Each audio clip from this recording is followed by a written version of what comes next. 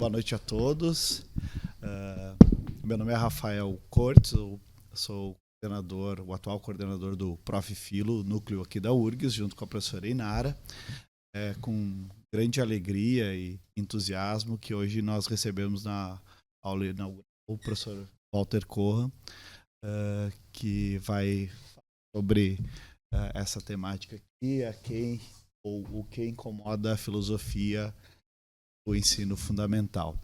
Eu quero agradecer imensamente a presença dos colegas docentes do Prof. Filo, professora Sheila, Priscila, Ricardo, professor Renato, Franco, que falou há pouco, e a professora Inara, e ainda mais aos mestrandos e mestrandas e estudantes do curso de filosofia. Nosso núcleo do Prof. Filo aqui na URGS é um núcleo bastante jovem. Estamos num processo de defesa de dissertações, das primeiras dissertações, né? Então a gente tem um caminho bastante longo a trilhar e, sem dúvida alguma, ter nesse caminho, ou iniciar esse caminho, que ainda estamos no início, portanto, né? Uma aula com o professor Walter Corra é uma oportunidade fantástica, né? Muito embora o professor não dispense apresentações, né, eu, de toda maneira, gostaria aqui de fazer uma breve apresentação do professor Walter Corra. O professor é professor titular da Universidade do Estado do Rio de Janeiro, bolsista de produtividade em pesquisa do CNPq, foi presidente do Conselho Internacional para Investigação Filosófica com Crianças, publicou mais de 100 trabalhos em periódicos especializados em vários países e publicou ou organizou mais de 50 livros.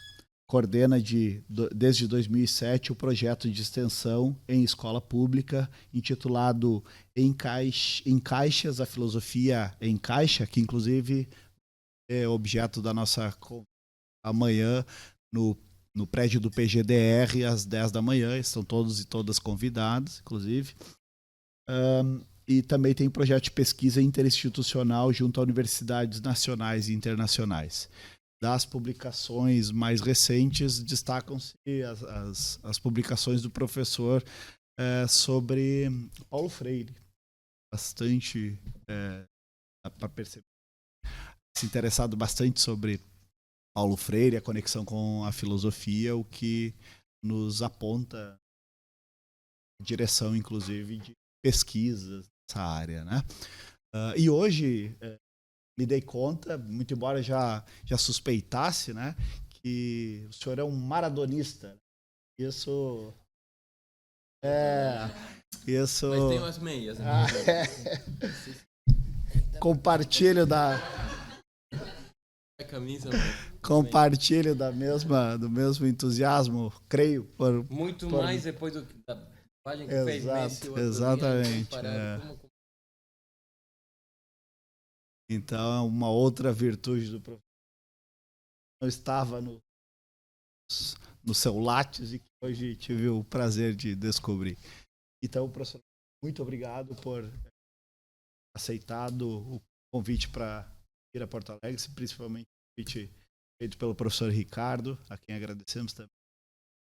Super obrigado, Rafael. Obrigado, Ricardo. Obrigado a todas as pessoas que estão presentes. Peço muitas desculpas pela hora que eu estava numa outra atividade, mas terminamos 6:10, pensando que 50 minutos daria para chegar e não deu. Foi bem mais de uma hora, desculpem.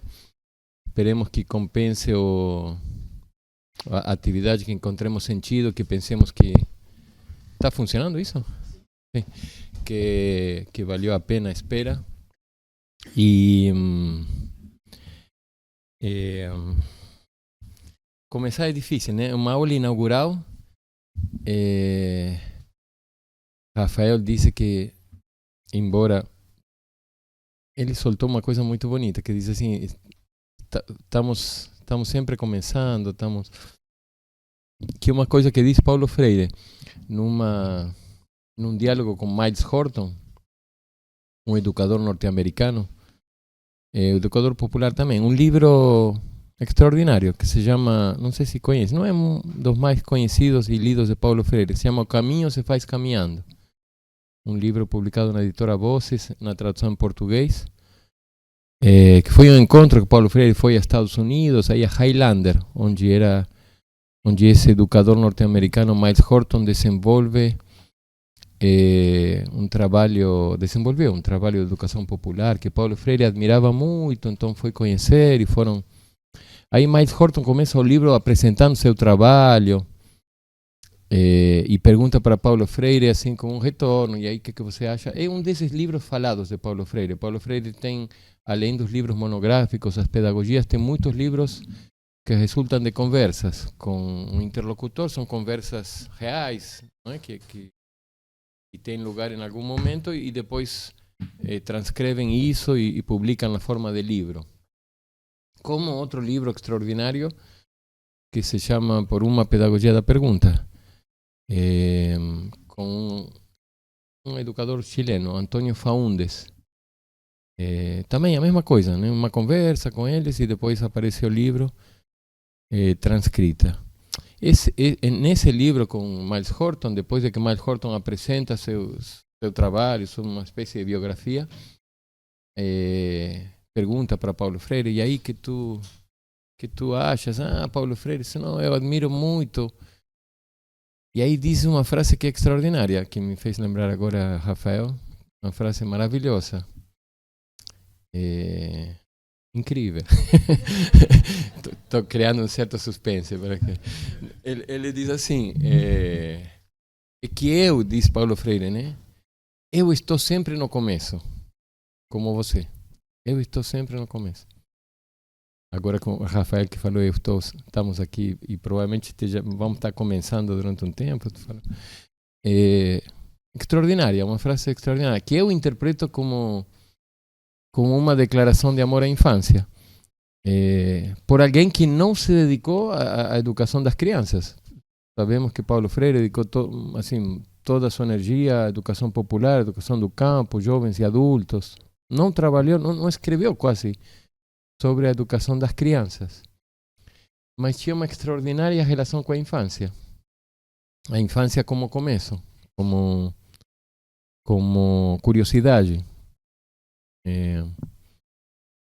Mas enfim, não era disso que eu me lembrei e queria compartilhar isso, já que Rafael falou também de Paulo Freire, e podemos conversar, que é uma figura extraordinária para pensar a um programa de filosofia, de ensino de filosofia e de educação filosófica. Então, eu não gosto muito dos PowerPoints, mas eu acho que às vezes eles ajudam.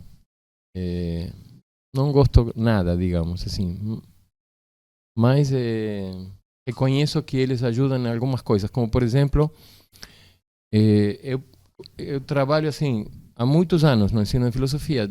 Estou no Brasil desde o século passado. Cheguei a Brasília 5 dias depois da morte de Paulo Freire, o 7 de maio de 1997. Ou seja, vão fazer 30 anos. E desde então que trabalho no ensino de filosofia e numa educação filosófica.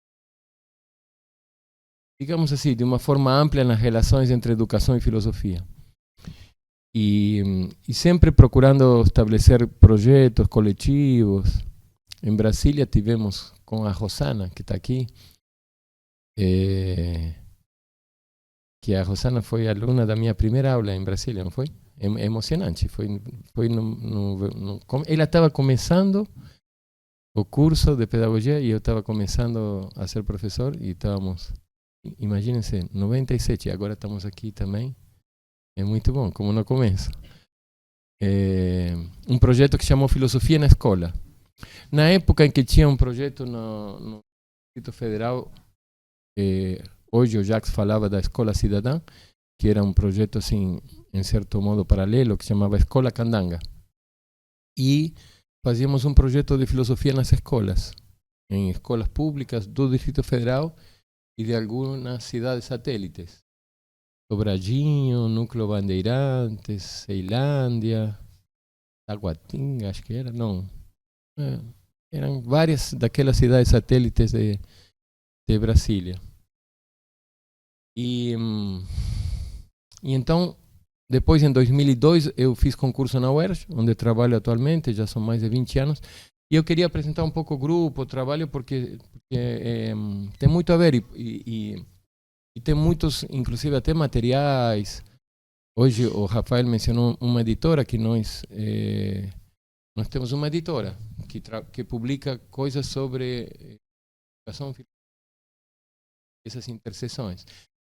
Me atrevo a mencioná-la porque os livros são gratuitos. É todo para, não é que estou fazendo publicidade de uma coisa que depois vou tentar vender,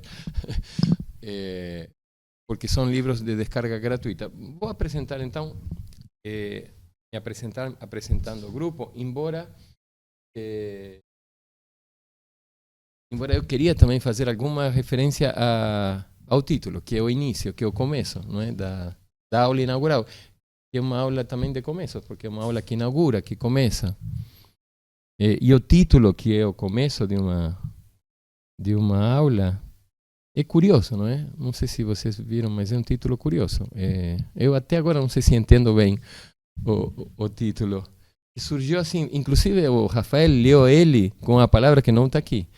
Porque o Rafael leu a quem incomoda a filosofia no ensino fundamental. Mas vocês viram que ensino não está aí. Não sei se é porque esqueceram ou porque... Mas eu interpretei que não quiseram colocar. Sei lá porque, se foi proposital ou não. Então, a quem... Como? O Jacques está rindo. Mas é verdade, não é? Não está no ensino fundamental. Como? E não quis colocar o ensino. Inconscientemente, será? A quem ou a quem incomoda a filosofia no fundamental? Tem várias coisas que chamam a atenção.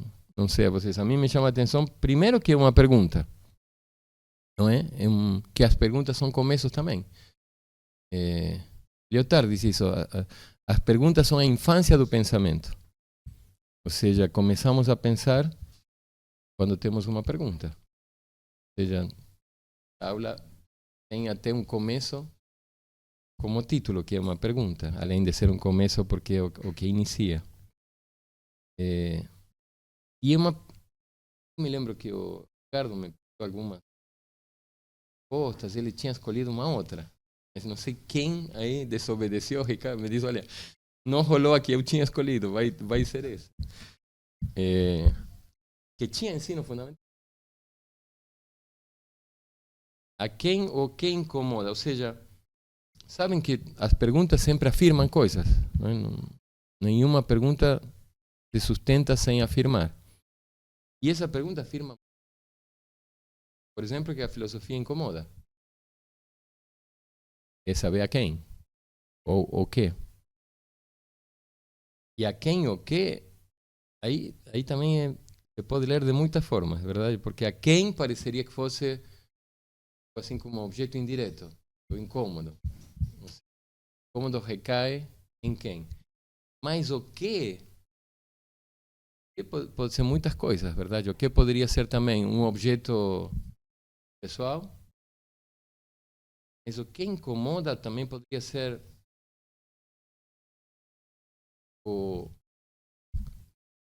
qual é a natureza do incômodo. Ou seja, não só a quem está dirigido esse incômodo, qual é a especificidade do incômodo que a filosofia produz ou provoca.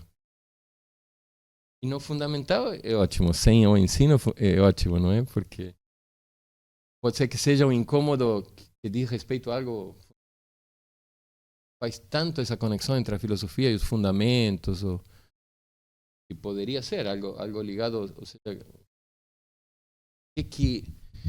qual é a dimensão fundamental que incomoda a filosofia? O que tem de fundamental esse incômodo? Além de que, se colocamos ensino, poderia ser uma que parece que a pergunta sugeriria que é incomodante, verdade?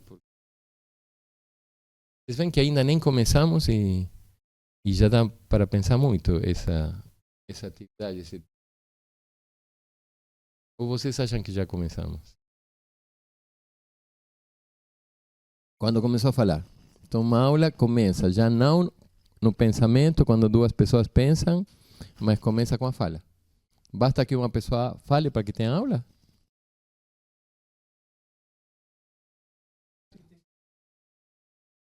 Quer dizer que uma aula basta que uma pessoa fale do assunto e tem aula. Pô, é fácil então, né? Ter uma aula é fácil. Chega, falar do assunto.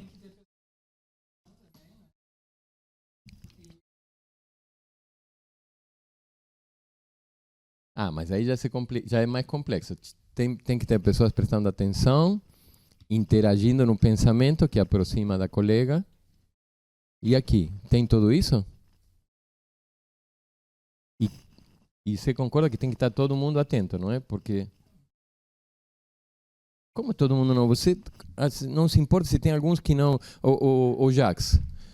O Jax, hoje tivemos a defesa do Jax, estava preocupado. Ele disse assim várias vezes: não se trata de dar uma aula e que alguns prestem atenção.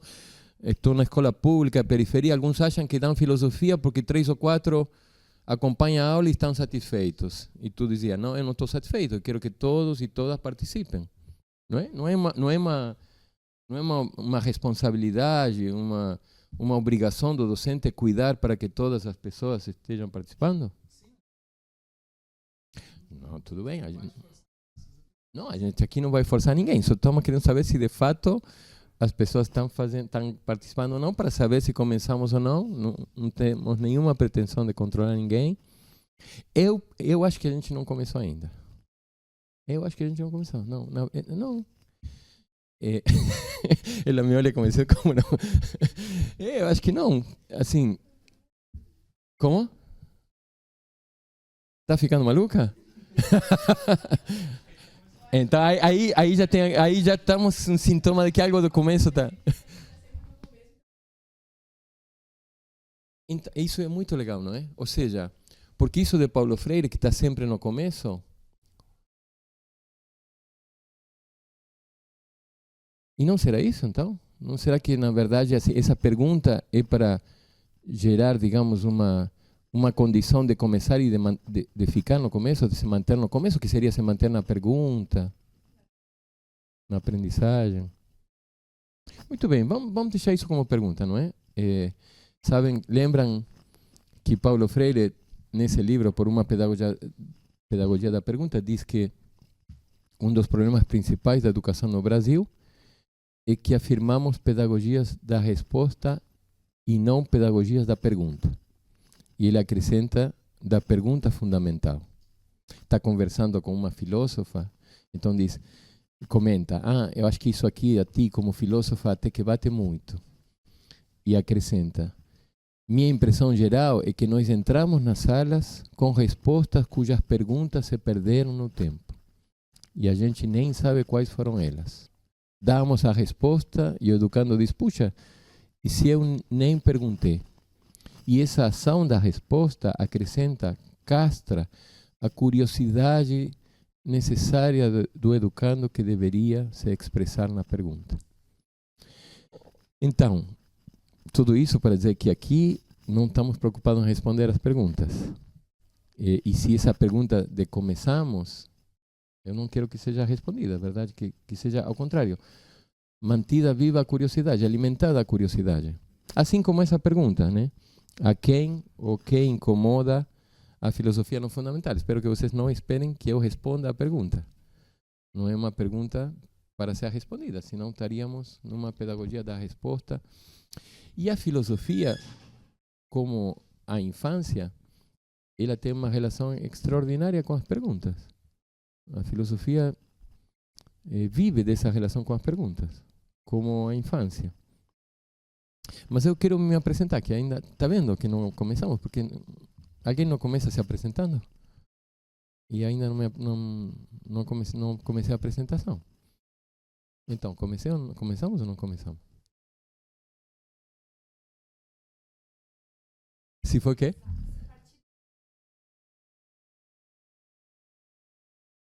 O colega me apresentou. É verdade. Boa. O colega me apresentou. Então ele começou. E será que essa apresentação me apresenta ou... Não, por isso que agora preciso começar de novo. Então, não, tem que passar aí, né? Então, pode deixar aqui. Eu trabalho no Núcleo de Estudos de Filosofias e Infâncias, NEF, da UERJ. Paulo Freire, 104 anos, um menino. É uma expressão um pouco estranha, não é? Como assim? Pode um menino ter 104 anos? Os meninos têm poucos anos, não tem? E se alguém tem muitos anos, 104, é um menino ou é um idoso? Idade biológica, ótimo.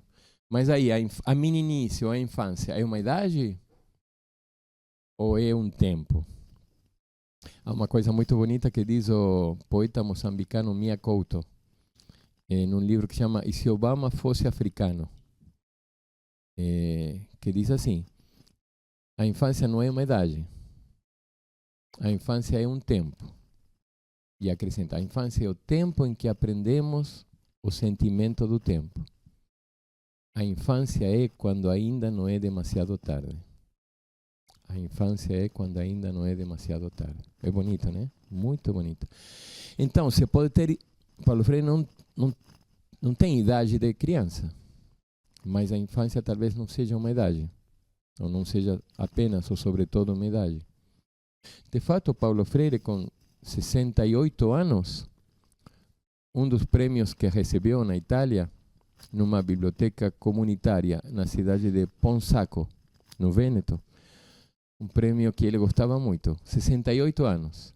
Bambino permanente. Muito bonito, não é? Bambino, ou seja, Paulo Freire permanecia bambino. Não tinha idade de menino. Tinha 68 anos. Mas permanecia no tempo da infância. Então, essa é uma pergunta boa, que podemos deixar como pergunta. O que é a infância? É uma idade ou é um tempo? E se for um tempo, é um tempo de quê? Podemos ir passando para... Então, aqui fica a UERJ. Alguns, de repente, conhecem, mas eu acho que é bom, para quem não conhece, porque Rio de Janeiro sempre tem a imagem do Cristo, da Copacabana, das praias e também, ou então dos, como se dizem? Dos arrastões. Mas a UERJ fica aqui, aí lá em cima, frente ao Maracanã. E frente à favela da Mangueira também. É uma universidade, digamos assim, popular dentro do que são as universidades elitistas no Brasil, as universidades públicas.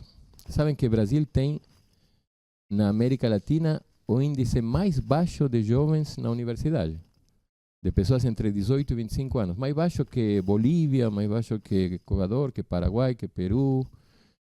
Só ganha ou perde do Haiti. É muito baixo o índice, mas dentro disso, a UERJ foi a primeira universidade que implantou cotas em 2002 e é, digamos, a única universidade das públicas na Zona Norte. Sabem que Rio está dividido econômica, cultural, social, politicamente em Zona Norte e Zona Sul, sendo a Zona Sul o rio turístico, digamos, das praias, e a Zona Norte é uma região muito mais popular e nossa universidade está na estação Maracanã, do metrô, que é dentro da Zona Norte. Podemos ir. Tem sua graça os PowerPoint. Eu não gosto deles, mas, por exemplo, assim, passar uma imagem, o Maracanã, a Mangueira, não tem como falada, não tem como. Esse é o projeto difícil de pronunciar, Em Caxias a Filosofia Encaixa, que é um jogo de palavras entre Duque de Caxias, que é um município na periferia do Rio, e isso encaixa, não? Assim como algo assim como podemos encaixar a filosofia é algo encaixável, cabe numa caixa, um pacote, se pode. E é uma pergunta também, vejam, para nós é muito importante. Nós trabalhamos uma ideia, não sei, não vou poder desdobrar aqui. Nós chamamos o que nós fazemos, chamamos de uma pedagogia errante e filosoficamente menina da pergunta. Um pouco inspirados em Paulo Freire, com alguns adendos, digamos. Uma pedagogia errante e filosoficamente menina da pergunta. Então, a pergunta para nós é muito importante, tanto no que fazemos, no que nomeamos e na prática de sala de aula. Podemos ir passando. Até que hora temos? Até que hora seguram? Até que hora vocês resistem? Eu prometo que vamos começar em algum momento. Ou alguém pensa que já começamos? Além da colega, a colega agora já categoricamente. Estou super segura, seguríssima. Quando começar? Agora, quando tu pensa que começamos? Ótimo. Comecei, ótimo. Mas eu perguntei, quando começamos? E tu não falou. Começamos, não, tu falou, comecei quando. Então, será que tem começos assim, muitos começos, e tem começos individuais, coletivos? Será então que talvez muitas pessoas começam e tem um outro começo quando todo mundo começa?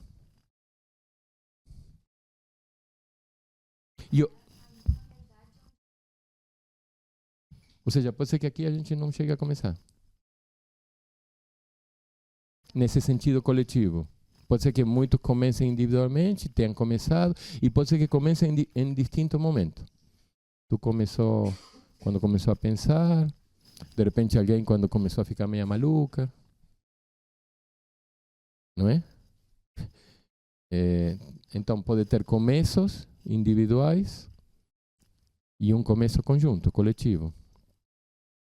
Porque a gente está pensando nas aulas de filosofia, não é? E como lidar com a relação entre o individual e o coletivo, e como é super importante, porque às vezes esquecemos. Ou seja, às vezes, por exemplo, como professores, temos um programa. Então chegamos e começamos. E se começamos sozinhos, com 2 ou 3 ou com 40, nem temos tempo de perceber, porque a gente tem que terminar um programa. Mas então o que eu quero também é chamar a atenção sobre a importância de pensar nisso, não é? Se começamos, quando, com quem começa, quem não começa. E se a gente tem alguma relação com começos, então aqui tem uma coisa. Quando alguém sai, a gente já não vai poder começar. Não é? Porque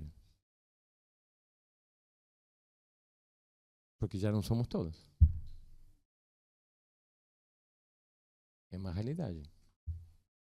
Ou seja, aqui não é uma questão de controle, aqui todo mundo pode sair a qualquer momento, entrar, sair, mas numa dinâmica de uma coisa coletiva, como fazemos quando alguém sai?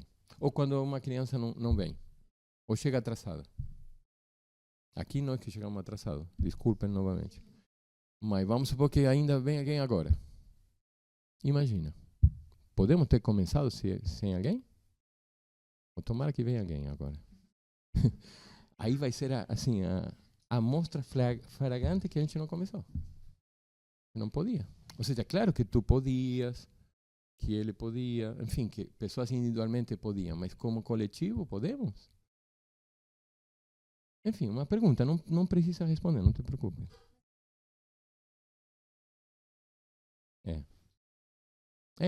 E tu acha que muita gente começou? Não, então. Pois é. Já não começamos. E aí hoje não podemos dormir. Porque. Aqui? Hoje? Agora?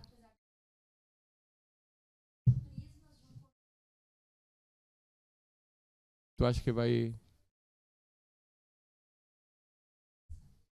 Ótimo. Então vamos continuar. Vamos ver se começamos. Continuamos, vamos ver se começamos.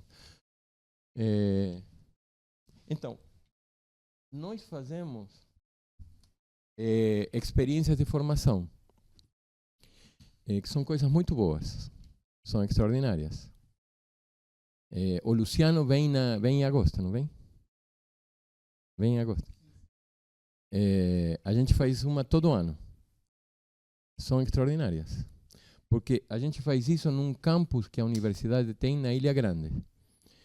Numa localidade que chama Dois Rios. Conhecem a Ilha Grande? É maravilhoso. Fora disso aqui, é extraordinário. Dizem que bom, isso se diz muito, né? Que é o segundo lugar de biodiversidade no mundo. É, assim, natureza extraordinária. É uma ilha grande, perto do Rio de Janeiro, frente ao sul do Rio de Janeiro, no estado do Rio de Janeiro, na região de Angra dos Reis, Mangaratiba. É uma ilha que tem uma parte turística, uma parte de um lado, mas tem uma outra parte atrás que foi de fato histórica muito forte. Foi um lugar que era trânsito de escravos. Vinham os escravos de África e eram redistribuídos ali, fazendas de café, toda aquela história terrível do Brasil colonial, e uma cárcere, uma prisão de máxima segurança. Aquela são terríveis. Tem muitas, como Alcatraz, em muitos lugares do mundo. Pegam um local paradisíaco, assim, uma coisa extraordinária, e botam uma cárcere, uma prisão de máxima segurança, que é impossível, embora aqui teve muitos que fugiram, mas aparentemente é impossível fugir, porque é uma ilha. Essa prisão foi implodida por Brizola nos anos 90 e foi cedida à Universidade do Estado do Rio de Janeiro por 50 anos para fazer um campus. Então, funciona ali um campus da universidade, onde habitavam as pessoas que trabalhavam no presídio. É um local assim muito forte, muito denso. Agora tem as ruínas do cárcere, tem um museu do cárcere, um horto botânico, tem projetos da universidade, e tem o centro que administra isso, se chama SEAD, Centro de Estudos Ambientais e Desenvolvimento Sustentável. Então, tem muitos estudantes, sobretudo dos cursos de oceanografia, biologia marina, fazendo pesquisa, estudando. É um local que tem umas 100 pessoas, uma dúzia de crianças, 100 pessoas ao todo morando, que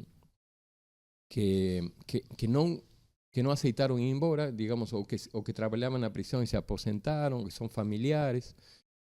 Mas é um lugar que parece parado no tempo. Não pode ter turismo, não tem comércio, não pode ter comércio. Então, você saímos do Rio, num ônibus às 6 da manhã do campus de Maracanã, chegamos em Mangaratiba às 8, tomamos o barco, que é uma hora mais ou menos de travessia.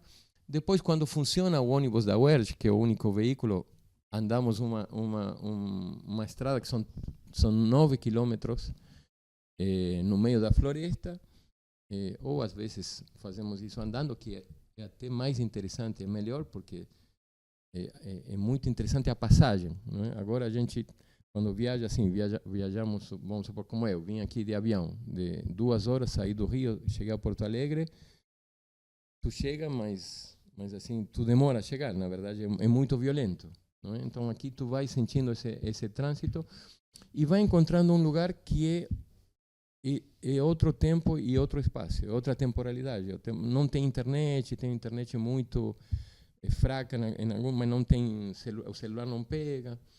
Então, é um lugar de desconexão.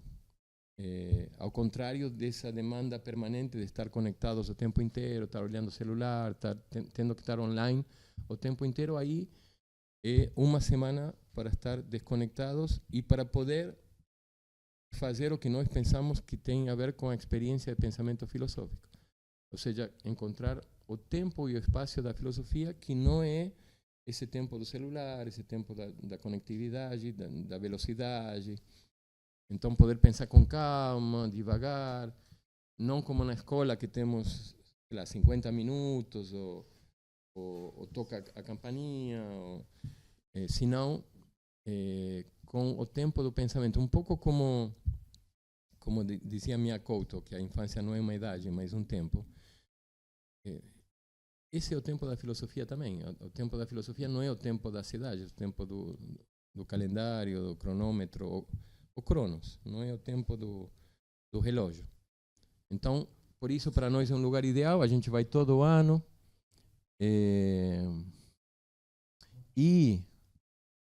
Isso está atrelado também a colóquios internacionais que nós organizamos de 2 em 2 anos. Agora organizamos o 13º, de 3 a 7 de agosto, e vamos fazer, mencionei isso porque vamos fazer uma experiência de formação na Ilha Grande na semana seguinte, de 10 a 15, aproveitando que muita gente vem para o colóquio de outros países e de distintos lugares, como o caso do Luciano, e então fazemos o colóquio e a experiência de formação. O colóquio é uma tentativa também de, digamos, de tirar um pouco a filosofia da universidade, ou seja, fazemos poucas atividades dentro da UERJ e não são palestras, não são isso que eu estou fazendo aqui agora. Não são comunicações, ou seja, pessoas falando, senão o que chamamos de exercícios errantes. Lembram que eu falei de uma pedagogia errante e filosoficamente menina da pergunta. Então, a ideia de errância também é muito importante para nós, no sentido do erro e no sentido do deslocamento. O erro como uma coisa muito importante, muito afirmativa, e a errância como uma espécie de deslocamento filosófico. Como às vezes se diz que o errante não sabe para onde ele vai, mas de fato os errantes sabem pelo menos uma coisa, que precisam não saber o destino da viagem. Assim como um pouco a la Sócrates, não é? Que sabia que não sabia. Ou seja, o errante não é que não sabe para onde vai, ele sabe que não pode saber o destino da viagem, porque senão não viaja. Quem sabe o destino da viagem faz outras viagens. São os turistas, os imigrantes, os emigrantes, os nômades, os transhumantes, os exiliados, enfim, há muitas formas de viagem.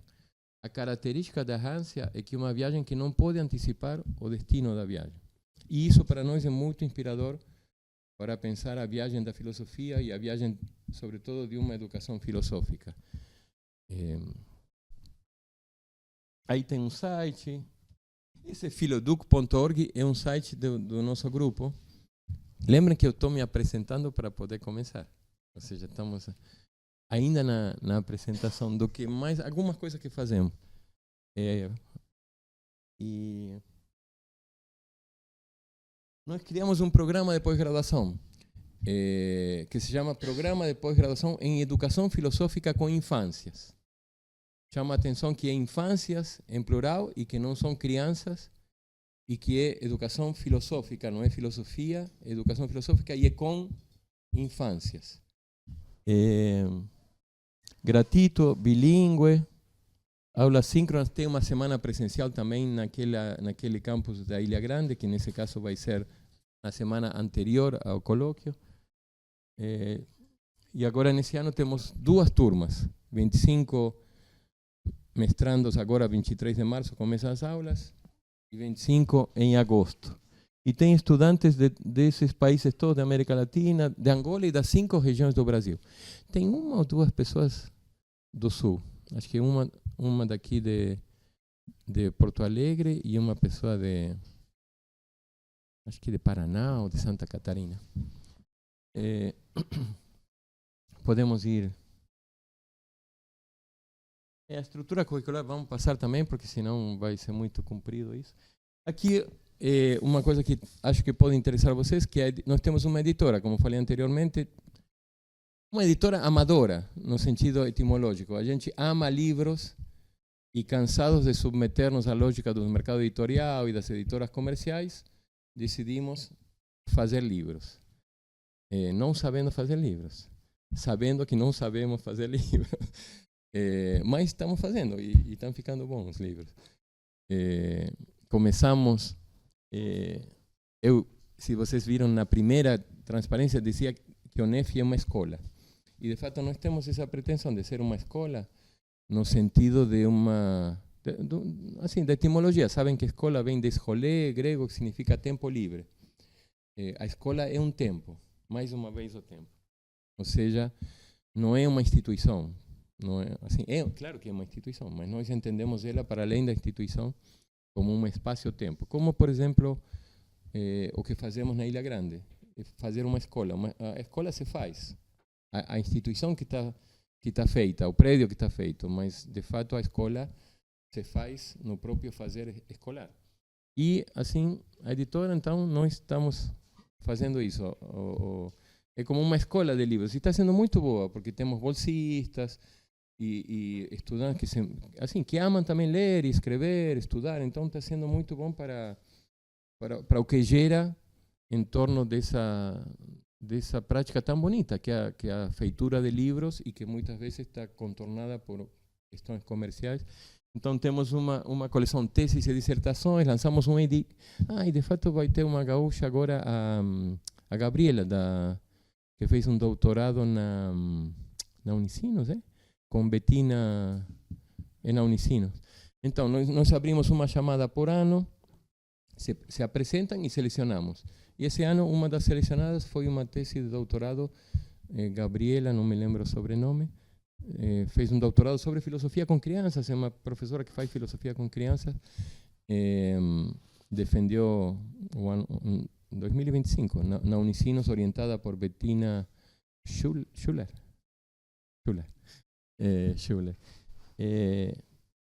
Enfim, tem outras. Eu coloco agora alguns exemplos. E esse livro aí que eu coloquei, porque também vem, por exemplo, tem a autobiografia de Matthew Lipman, o criador de filosofia para crianças. Foi o último livro que Lipman escreveu antes de morrer. Ele faz uma reflexão sobre sua vida. É um livro muito importante, que não estava traduzido aqui. A gente fez um seminário, um ano, fizemos uma tradução, espanhol e português, e publicamos essa edição bilíngue, que convido vocês a baixarem gratuitamente. Aí, filoeduc.org/editora, encontram são mais de 50 livros agora. Pode passar Então, tem a coleção teses e dissertações que falava anteriormente. Eu coloquei aqui duas que tem a ver, naturalmente, uma de Lara Sayão, Olimpíadas de Filosofia no Rio de Janeiro. Vocês sabem que tem, em torno das Olimpíadas, tem pelo menos dois movimentos. Tem um movimento mais ligado internacionalmente a uma Olimpíada que se faz na Europa. Eu me lembro que há muitos anos eu fui banco uma vez na Argentina, que fazem assim, que é uma Olimpíada mais, digamos, clássica, mais acadêmica, relacionada a uma escrita, interpretação, leitura de um filósofo, que eu acho que se faz aqui também. Não quero falar assim do que não conheço, mas o que Lara faz é uma Olimpíada mais no sentido do que Jacques hoje falava da comunidade de investigação filosófica. Então, é um encontro cooperativo, não é um encontro competitivo, não tem quem ganha, não tem a escrita e não tem uma banca para ver quem apresenta. É um encontro de jovens de ensino médio muito grande, muito popular. No Rio são centenares de jovens que se encontram e passam um final de semana todo ano em lugares distintos e fazem comunidades de investigação filosófica, oficinas, enfim, exercícios errantes, diversas coisas desse tipo todo ano. Então, ela fez o doutorado sobre isso. Olimpíadas de Filosofia do Rio de Janeiro, Pensamento na Roda. E o Márcio Nicodemos, ele é um professor de filosofia na cárcere, numa cárcere do Rio de Janeiro, dá aula de filosofia para pessoas que estão na prisão, e fez também um trabalho de doutorado sobre o ensino de filosofia nas prisões, um pouco pensando na sua experiência, o que pode, com uma pergunta, curiosamente, o subtítulo, o que pode um professor de filosofia na escola da prisão. Também convido que vocês circulem, porque tem muita coisa interessante. Depois tem uma dimensão de coletivos, assim, uma coleção coletivos, aí tem anais de um encontro da Ampof, coloquei alguns. E um trabalho de pós-doutorado de Patrícia Velasco, que é uma professora da Federal do ABC, em São Paulo, e fez um pós-doutorado um pouco recolhendo os trabalhos de um GT, de Ampof Filosofar, e ensinar a filosofar. Esse livro, por exemplo, é um livro muito bom para quem está fazendo uma dissertação, porque é como um catálogo dos trabalhos apresentados e de publicações sobre o GT de filosofar, ensinar a filosofar. Então, muita referência, é um texto de referência. E esse aqui é outra ideia que nós trabalhamos, que é a alfabetização filosófica. Um conceito, uma ideia que a gente trabalha que depois vou apresentar um pouco mais. Eu estou falando depois, mas eu acho que já passei do tempo, não é? E nem começamos. Aguanta mais um pouquinho? Ou aqui, senão, qualquer momento, na verdade, não começamos. Então, o bom de não começar é que não pode terminar, porque se não começar... Vamos. A coleção Ensaios. Esse é o livro que eu acho que o Jacques não leu, não foi ler, que é Filosofia para Crianças, a impossibilidade de lhe chamar outras coisas, de Magda Costa Carvalho, que é uma colega que, aliás, coordena um outro mestrado muito bom, que há na Universidade dos Açores. Açores são umas ilhas que ficam no Atlântico Norte, entre Canadá e Portugal, umas ilhas maravilhosas, são 9 ilhas. E em Ponta Delgada, que é a capital, tem a Universidade dos Açores, tem um curso de filosofia, e tem um programa de mestrado em filosofia para crianças, que a Magda Carvalho coordena há muitos anos. Então, ela escreveu esse livro, que tem um subtítulo engraçado, A Impossibilidade de lhe chamar outras coisas. Ou seja, ela discute aí por que chamar filosofia, porque ela ainda chama isso de filosofia para crianças.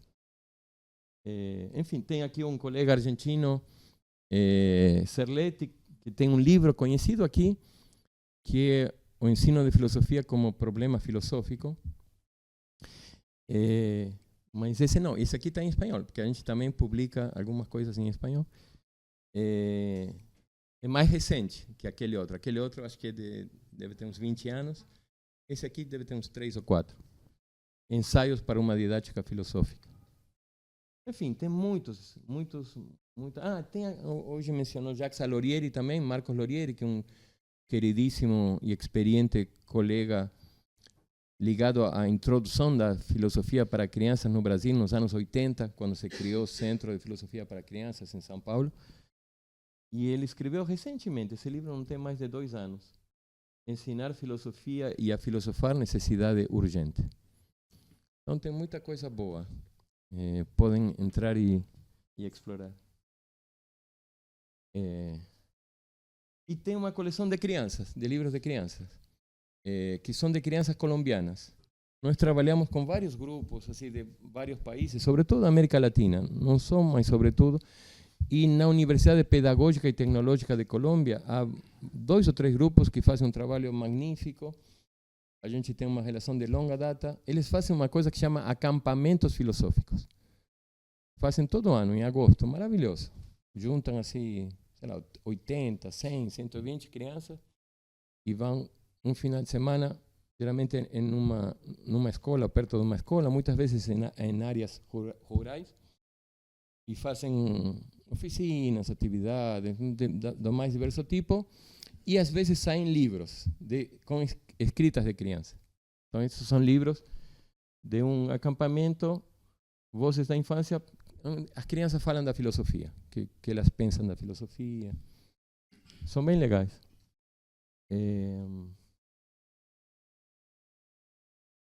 Temos uma revista, um periódico, Childhood and Philosophy. O título está em inglês porque é uma língua franca, digamos. Tem gente que publica aí de países muito, assim, poucas pessoas dos Estados Unidos e Inglaterra. Na verdade, a maioria são pessoas da Grécia, da Estônia, do Japão, enfim, de países que o inglês passa a ser a língua, digamos, comum para se ler e estudar, mas tem muitos artigos em português, em espanhol, francês e italiano. Tem até algum artigo em grego, algum em russo, algum em alemão, mas a maioria são nessas 5 línguas. E todos os textos têm um resumo expandido em português, inglês e espanhol. Então, desde 2005 também, são centenas, deve ter como, sei lá, 600, 700 trabalhos sobre essas relações, educação, infância, filosofia, experiências muito diversas em países, às vezes muito distantes. É um material de pesquisa super importante, porque encontram coisas, às vezes, muito próximas. Estou cansado de ver, olha só, num lugar tão distinto, problemas próximos ou desafios semelhantes. Então, realmente, eu quis colocar aqui também para que vocês indaguem, estudem, porque vão encontrar coisas super interessantes, além de compartilhar. Está aberta permanentemente para... Agora estamos com um dossiê aberto sobre racismo e colonialismo em práticas de filosofia com ou para crianças. Está organizado por uma pessoa de Gales, Darren Chetty. Já em 2026 já estão publicados 7 ou 8 trabalhos. Tem um trabalho de uma venezuelana em espanhol, um porto-riquenho, alguns em inglês. Vai ter 2 ou 3 em português também. Mas é uma revista que está sempre aberta para... vocês querem mandar ou submeter algum trabalho. Bom, e tem um dossiê, Percepções Menores em Redor da Infância, Psicologia e Educação, que um dos editores é Luciano Begin, que está aqui com a gente, e que tem também Rodrigo Lages, da URGS, Josimeri Dias, da UERJ, Tiago Almeida, de Lisboa, César Leite, da Unesp, e Fernanda Omelzuk, de São João del Rei. Então, isso vai ser lançado ainda, mas nesse volume. Então, muita coisa interessante. Aqui o projeto de alfabetização filosófica que eu mencionei anteriormente, que a gente, inspirados na experiência de Paulo Freire em Angicos. Como o Rafael falou, eu me envolvi muito com Paulo Freire, sobretudo na época do centenário e na época dos ataques a Paulo Freire do governo Bolsonaro. Participei de uma série de atividades, várias em Angicos. E aí sentimos Angicos, sabem de Angicos? Angicos é uma pequena cidade em Rio Grande do Norte, onde começou a experiência alfabetizadora de Paulo Freire, que alfabetizou 100 adultos em 40 horas entre janeiro e março de 1963. Depois, a partir disso, o último dia, veio o presidente, o ministro da Educação, Paulo de Tarso, corroboraram que os 100 adultos, 100% tinham se alfabetizado. Aí convidaram Paulo Freire para um plano nacional de alfabetização, que foi cancelado com a ditadura de abril de 64, e Paulo Freire preso e depois exilado.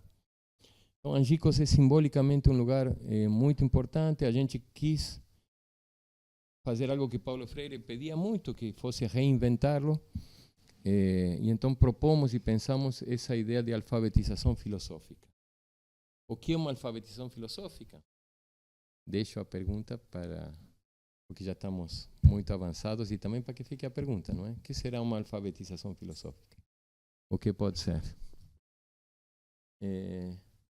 Então chegamos ao título, finalmente. 8h30. Já tem que terminar, não é?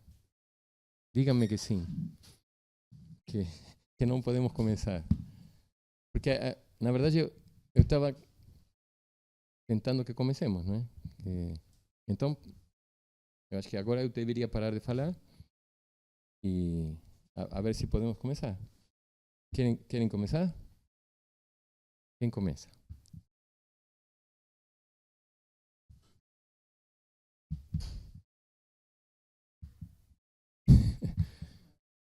Ótimo. Eu podia falar aqui.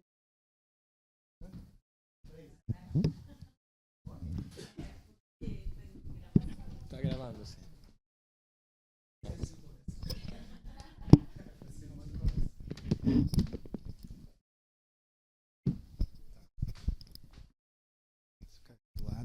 Gente, boa noite. Eu sou Luciano, trabalho na Faculdade de Educação. Sou um admirador do Walter, da obra do Walter, da fala do Walter. É muito bom estar aqui. Melhor amigo. É um amigo, né? E muito bom estar aqui, gente. Nunca tinha vindo aqui no Panteão, então é muito bom estar com a filosofia. Eu venho da psicologia, assim, mas trabalho na faculdade de educação. Como é que é seu nome? É. Iula? Eu vou apontar duas coisas, tá? Primeiro, Iula, eu achei tão lindo que teve um diálogo aí, Walter, teu com a Iula, e tem uma hora que eu achei lindo. Isso dá uma epígrafe de livro, inclusive. Que é, o Walter começa a perguntar sobre o começo, começamos, não começamos, etc. Aí o Walter sugere que o começo seja por uma apresentação, então que o colega teria apresentado, mas que não teria apresentado o Walter como um todo, sei lá como é que a gente pode chamar. E aí o Walter diz assim, então devemos começar de novo. Fala para ti. E tu diz assim, então comece. Eu achei tão bonito isso. Então devemos começar de novo. E aí tem me parece que tem uma espécie de autorização, mas não da autoridade, assim, de alguém que diz, então comece. Eu achei isso muito bonito. Não sei o que pensar sobre isso, mas eu achei bonito, tá?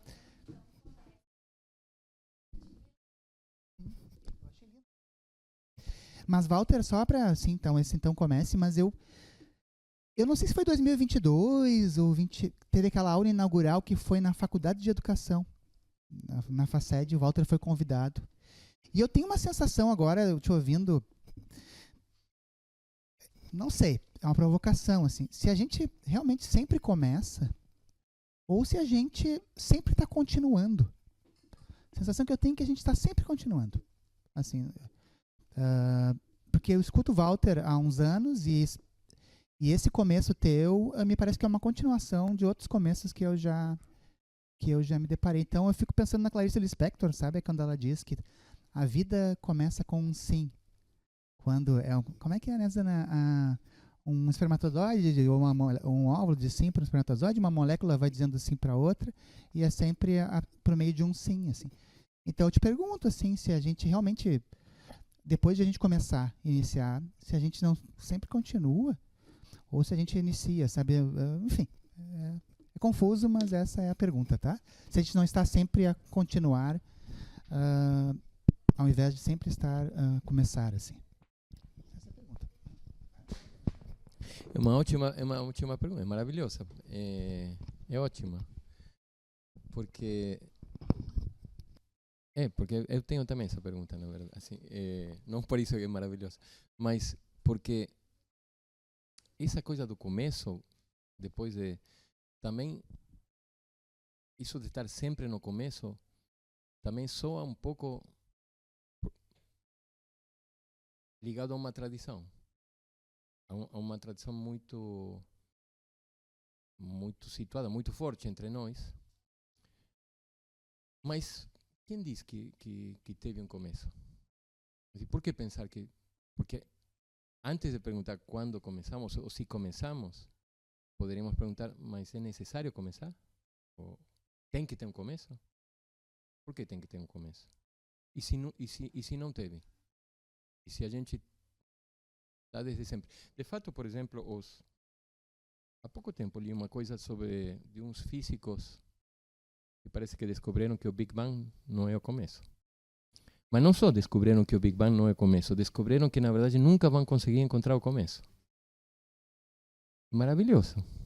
Ou seja, que talvez não tenha começo o universo. Então, se o universo não tem começo, imagina nós aqui.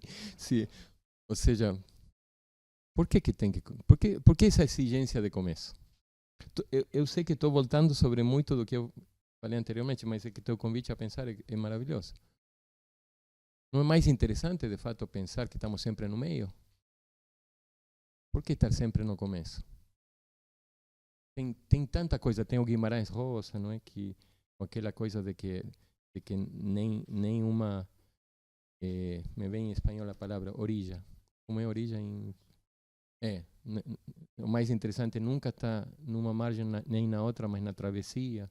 Aquilo do Deleuze também, né? Que o mais interessante é sempre o meio. Por que nossa cultura, nossa tradição tem essa fixação com os começos? É uma ótima pergunta. E quem continua, já que... Então, Yula. E se não começamos? Será que... Porque agora, de novo a pergunta. Tu acha que começamos? Temos necessidade de ter começado?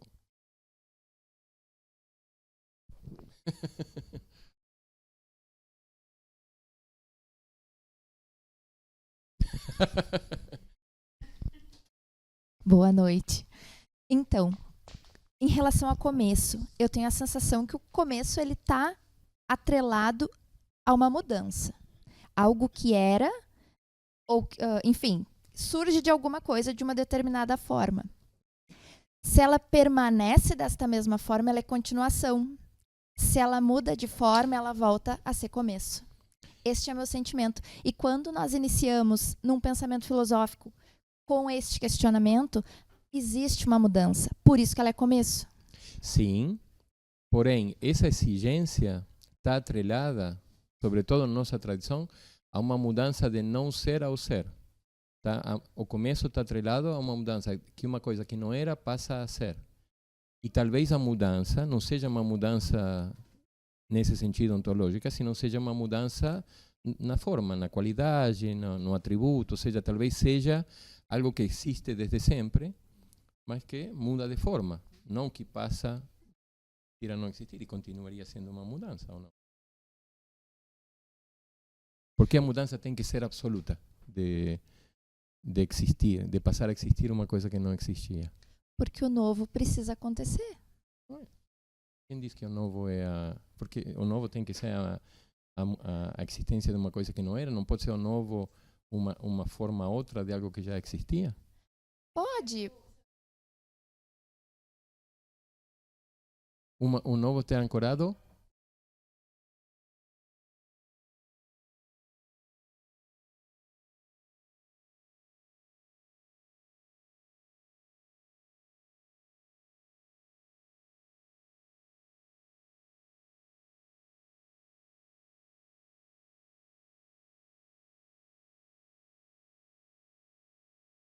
É para ti isso. Faz todo sentido. Eu acredito nisso. Eu acredito que a origem ela é importante.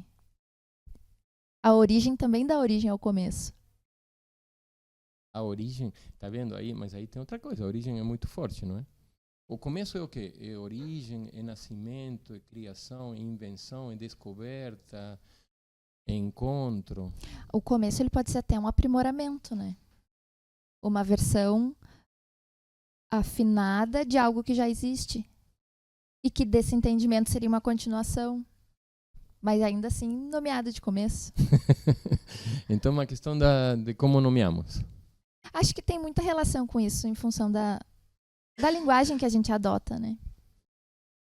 Uhum. Obrigado. Não, eu que agradeço. Parece que precisa o...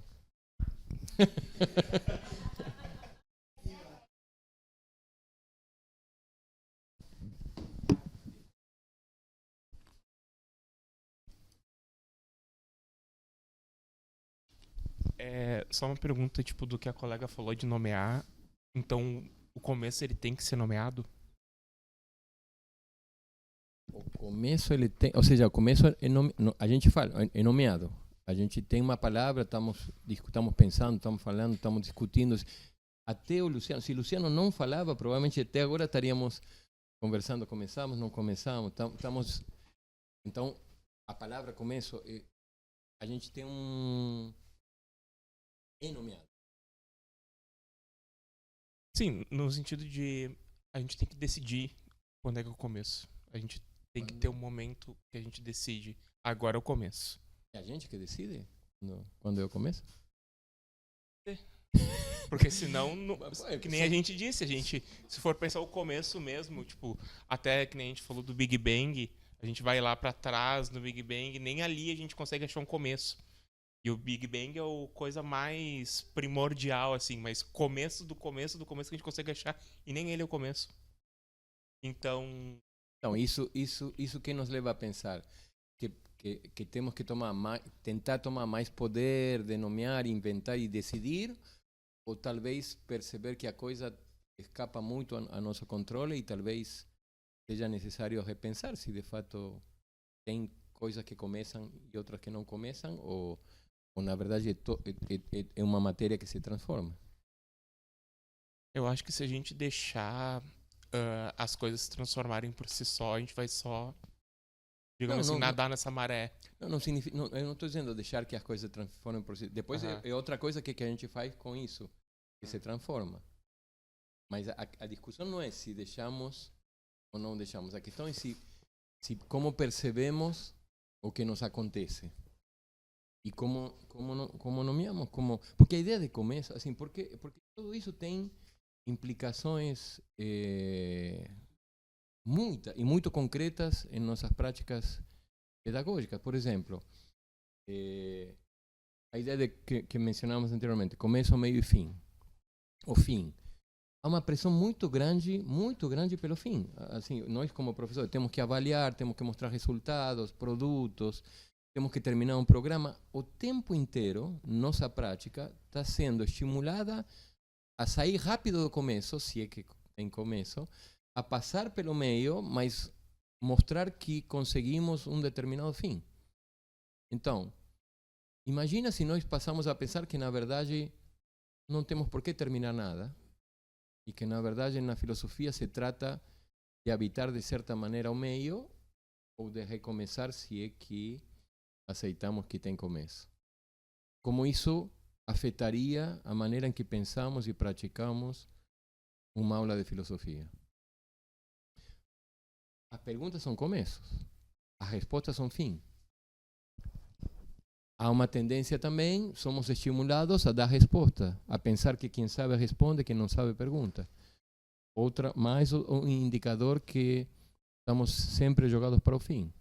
Aí se a gente passa a pensar que, como numa pedagogia da pergunta, que na verdade o que interessa não é tanto sair de uma pergunta para uma resposta, mas habitar e se relacionar com a pergunta de uma determinada maneira. Muda muito como pensamos e como ensinamos filosofia. Então é muito o que está em jogo. Embora pareça uma coisa abstrata, e aceitar qualquer coisa não é gratuito, ou seja, qualquer coisa que a gente conceda em relação com isso, essa lógica que nos leva ao fim, por exemplo, como dizia Paulo Freire, pode nos fazer abandonar as perguntas. Não é pouco o que significa isso em filosofia. Então, acho que vale a pena pensar um pouco se de fato começamos ou então estamos sempre no meio. Porque quem sabe as perguntas, na verdade, eu falei que são começos. Mas quem sabe as perguntas são lembranças do meio. São chamados de atenção. O que é uma pergunta? É como dizer, olha, coloquemos atenção naquilo. Mas de um caminho no pensamento está sempre andando. Eu estou voltando. Isso anteriormente. O que mais?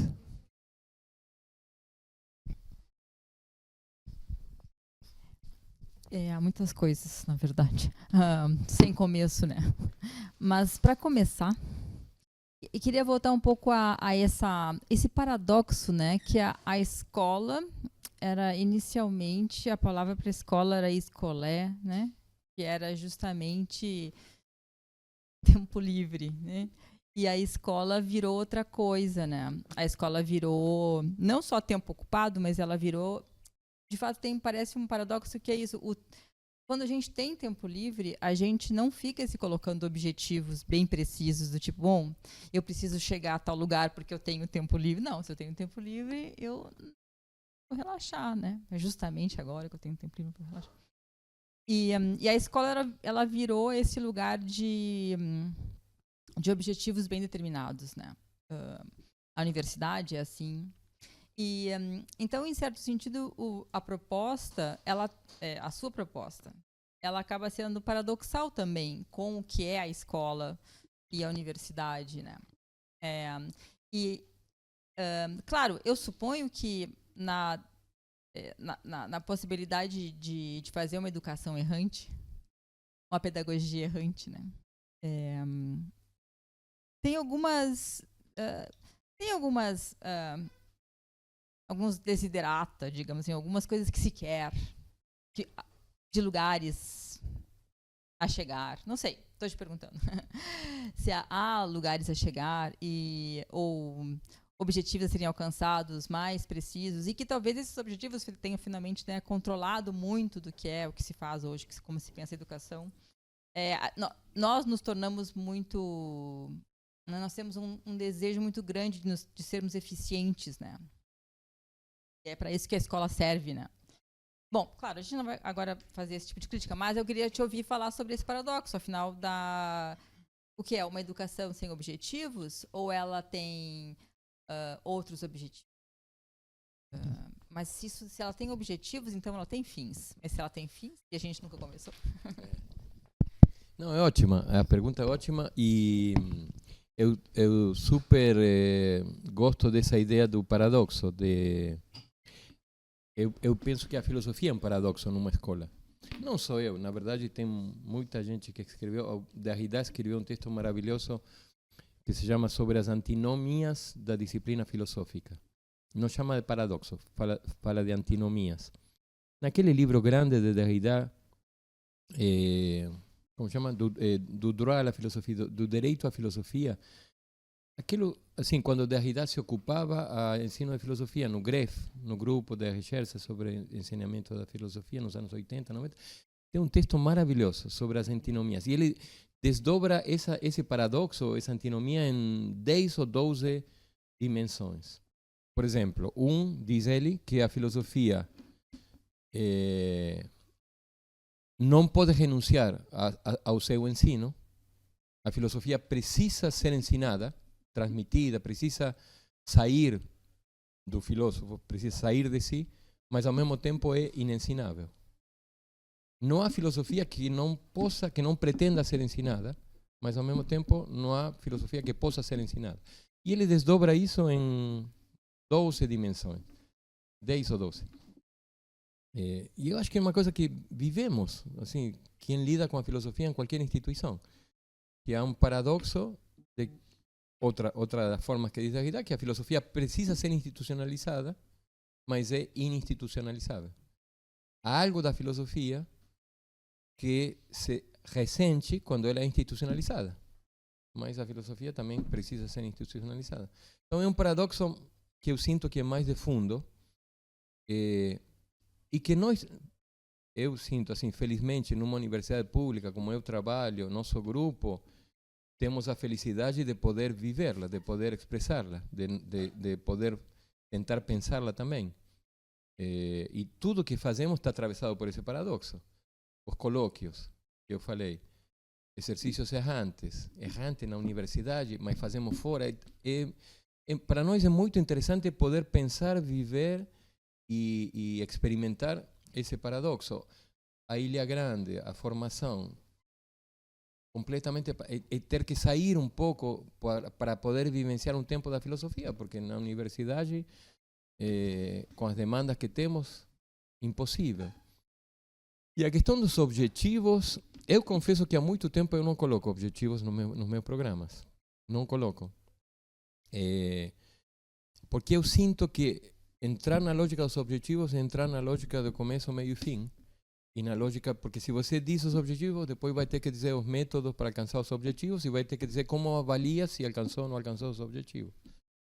E eu sinto que todas essas coisas lesionam muito o que possamos fazer em nome da filosofia.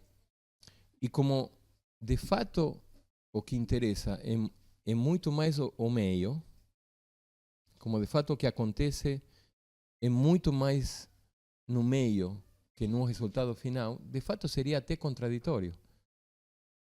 Seria deslocar o que interessa e o que conta como importante para um lugar que não tem tanta importância.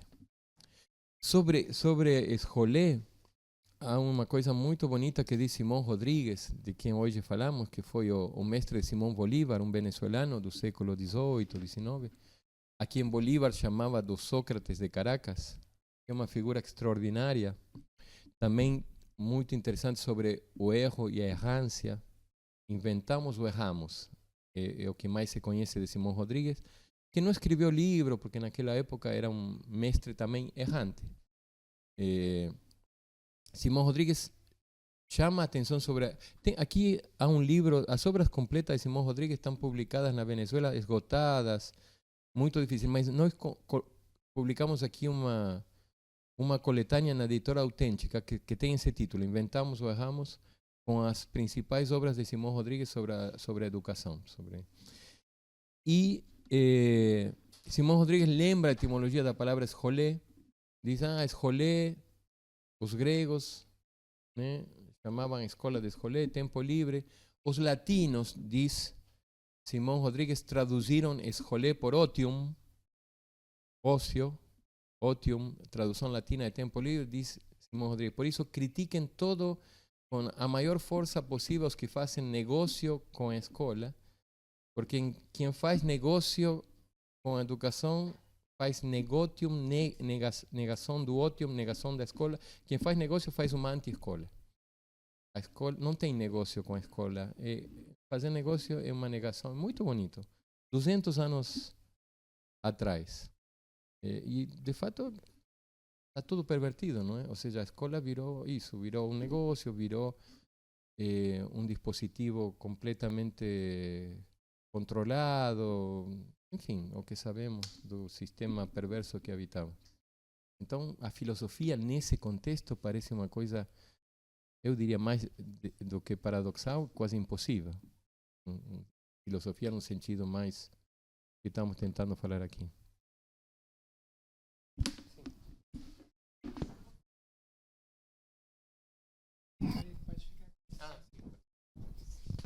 Só rapidinho, já passo para a Sheila.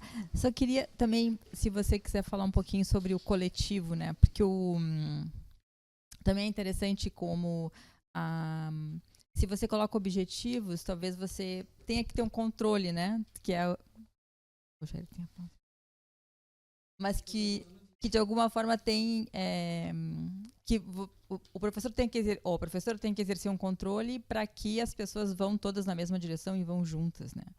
E se a gente pensa mais em termos de tempo livre, o coletivo, talvez ele aconteça, na verdade, como uma comunhão, assim, uma espécie de associação, né? Que as pessoas, cada um vem vindo, né? Vem fazendo parte, né? Isso quando você falou o controle é uma ideia muito ruim, né? Em muitos sentidos. E quando você diz todas têm que ir juntas na mesma direção, isso também não é muito legal. Ou seja, pode ser junta sim. Agora, na mesma direção, isso por quê? Por que todo tem que ir na mesma direção? Parece quase mais uma coisa da manada, né? Do pastor que de uma prática educativa. Bom, na verdade eu queria te ouvir um pouco mais, né?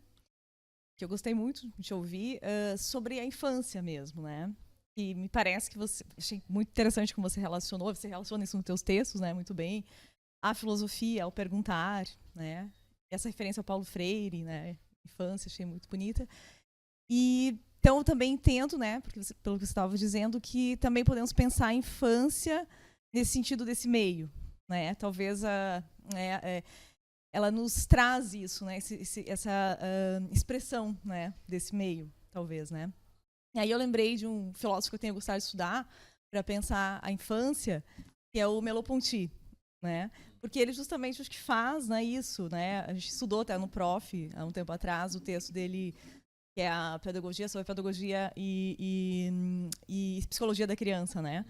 Onde justamente ele vai mostrar, né, que na tradição da filosofia, da pedagogia, da psicologia, a infância é muito vista como um menos, né, uma falta da vida adulta, né? Então sempre é como uma precariedade, né? E ele mostra que é o contrário, né? A infância ela mostra isso, né? Ela é a expressão, podemos dizer, desse meio que é a filosofia, ele vai dizer, né? Justamente, né? Do pensamento, do perguntar, né? Isso está ali, justamente na infância. Então, né? Queria ouvir um pouco mais sobre isso, né? Sobre como você pensa a infância, nesse sentido. Sheila. Então, sim, a infância é extraordinária, não é? É um tema maravilhoso. Porque tem, por um lado, tem essa questão da etimologia, do infan sem fala, então na verdade vem de muito atrás. Na filosofia, pelo menos vem de Platão. Na República, que ele trata a infância como algo ora incompleto, ora imaturo, e também outra coisa importante para Platão, a infância é uma matéria para a utopia política. Ou seja, é a partir da formação da infância em alguma coisa que a infância não é, que se vai materializar o sonho de uma polis mais justa, mais bonita. Ou seja, a infância tem um lugar muito degradado, muito exterior, nem falar de Aristóteles. E não vou falar de Hegel também, por suposto. Mas, por um lado, tem então essa questão do tempo, porque nós pensamos a infância segundo pensamos o tempo. E uma coisa muito forte entre nós, com a psicologia do desenvolvimento, é que se pensa a infância a partir do tempo cronológico, como uma idade, como uma etapa, como se a infância fosse a primeira etapa da vida. Cronos, para os gregos, diz Aristóteles na física, é o número do movimento segundo a relação de anterioridade e posterioridade. Tem movimento, tem número, numeramos, segundo o antes e o depois, isso é o tempo. O tempo, assim, todo o tempo é a soma dos todo o movimento numerado, sendo que o agora, o presente, é um limite, é uma dobradiça. Não é uma parte do tempo. Para Aristóteles, o tempo tem duas partes, passado e futuro. O presente é um limite. E, de fato, quando eu perguntei antes para Yula se tínhamos começado, ela me disse agora, e eu disse, agora. Mas quando é agora? Agora, aquele já passou. Ou seja, é um instante, é efímero. Não tem matéria, não fica. Não se pode, é instantâneo. Esse tempo é o que é uma linha. E a gente estaria, digamos, se a vida humana é medida por esse tempo, a gente vai passando essa linha, os que estamos numa idade avançada, temos muito passado, menos futuro, as crianças teriam menos passado e mais futuro, mas é só uma questão de quantidade de movimento. Ou seja, esse tempo é completamente indiferenciável qualitativamente. Um minuto precisa ser exatamente igual qualitativamente a outro minuto para que possa medir o que Cronos quer medir. E a escola é uma instituição completamente cronologizada. Nós, as crianças, agrupamos por idade. Tem essa linha de 2, a de 3, a de 4. Organizamos, temos cronogramas, organizamos atividade por semestre. A universidade igual, não é? Eu estou no primeiro ano, no segundo ano. Ou seja, tem uma sequência. Cronos é sucessivo, consecutivo e reversível. Ou seja, para que chegue abril, tem que acabar março. Não tem jeito. Até que não termine março, não começa abril. E uma vez que começou abril, acaba março. Tem que esperar ao ano seguinte, porque senão março já passou, está no passado. Esse tempo, os gregos tinham pelo menos 3 palavras para tempo. Tinha também kairos e tinha aion. Há um fragmento de Heráclito que é extraordinário, 52, que são 5 palavras em grego. Que diz assim, aion, o tempo. Na verdade, quando tu lê uma tradução, vai ler o tempo igual que se estivesse Cronos, mas é aion. Heráclito diz, aion é uma criança que brinca. Se é o reino de aion, é o de uma criança. Brinca também é um pouco exagerado, porque ele diz aion pais paitso. Pais é uma das palavras para criança. Paitso é o verbo de pais, ou seja, é uma criança que crianceia, que faz o que faz uma criança. Ou seja, que a criança ou a infância não vive em Cronos, vive em Aion. Assim como nós esquecemos de Aion, porque passamos pela escola. E a escola nos ensinou o tempo cronológico. Nos ensinou que tem uma hora para dormir, uma hora para comer, uma hora para estudar, uma hora para isso, uma hora para aquilo. Então, se a gente percebe desde essa lógica do tempo, na verdade, a adultez é uma regressão. Porque a gente perdeu o presente. Porque assim como Cronos é uma linha onde que não tem presente, porque é uma coisa assim instantânea, Aion é puro presente. Em Aion só tem presente, é um círculo, uma circunferência. E se na linha o princípio é o ponto mais distante do fim, na circunferência todos os pontos são ao mesmo tempo princípio e fim. Você pode começar uma circunferência em qualquer ponto, mas vai terminar onde começou. Olha a diferença que faz um tempo do outro e olha como é importante essa questão do começo e do meio. Porque se a gente está em Cronos, a gente cada vez se afasta mais do começo. Mas se a gente está numa circunferência, a gente pode começar, porque, como diz Paulo Freire, a gente está sempre no começo. O Luciano foi, o Luciano saiu. Agora podemos voltar a dizer que tem começo. Que mais? Não sei se tu queres falar. Na verdade, assim, eu não falei de infância, mas é muita coisa. Ah, é? Então tu deveria ter falado. Então, a infância, se a gente pensa, não desde a lógica de Cronos, e estou falando de Aion, que é um tempo dos gregos, mas tem, por exemplo, os Aymaras, aqui em Peru e na Bolívia. Os Aymaras pensam que o passado está na frente, que é o que sabemos. O futuro está atrás, que é o desconhecido. Cai no meio. O passado está na frente, a infância está na frente. Como o Zaratustra de Nietzsche, que a metamorfose do espírito é primeiro camelo, depois leão, finalmente criança. Porque a infância temos que deixar para formar, ajudar as crianças que deixem de ser crianças e se tornem adultos responsáveis.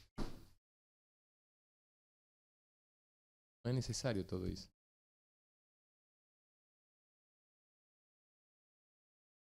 Não, eu que agradeço. Mas agora fiquei curioso de tua... Quem mais? Ah, sim. Eu queria botar mais uma palavra para a gente pensar, para a gente continuar, né? Que é brincar. É brincar.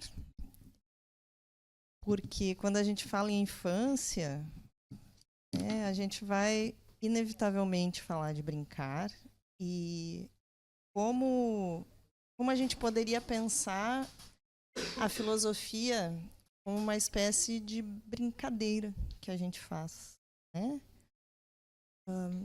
E eu fiquei lembrando do Ronay, no ensino de filosofia e currículo, onde ele traz um Winnicott. Como é que é o nome do o brincar e a realidade, né? E ele menciona ali o Winnicott para dizer que nós precisamos, né, de objetos transicionais e talvez de atividades transicionais, que são transicionais por quê? Porque elas estão no limite do subjetivo e do objetivo. É essa negociação que a gente faz para aguentar a existência, né? No fim das contas, é isso, assim. Essa negociação entre o nosso mundo interior e o mundo exterior e que não se resolve. É uma coisa que não se resolve, mas que a gente precisa desses momentos transicionais. Então, a gente tem quando é muito bebezinho numa naninha, num travesseirinho, um bichinho de pelúcia. Às vezes isso é concretizado, né, num objeto. Às vezes não necessariamente é assim. Mas eu acho muito interessante pensar que o filosofar ele pode ser uma espécie de brincadeira e é uma brincadeira muito séria, na verdade, né? Como eu acho que são todas as brincadeiras das crianças. Às vezes, né, quem já teve filho pequeno, assim, mas é só tal coisa, né? Quando eles perdem no jogo ou a brincadeira não dá certo, não é só tal coisa, porque aquilo ali é a vida deles naquele momento.